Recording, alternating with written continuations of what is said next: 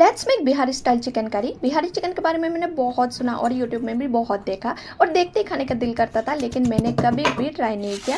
अब खाना है तो बनाना तो पड़ेगा ही। वैसे तो बिहारी स्टाइल चिकन करी बनाना इतना मुश्किल भी नहीं है, तो वही सोच के मैंने आज फाइनली ट्राई किया और बना भी लिया। गोटा लहसुन ख़त्म हो गया था, तो आज जो भी था मेरे पास मैंने वही ऐड कर दी, क्योंकि बिहारी चिकन में गोटा लहसुन मैंडेटरी है।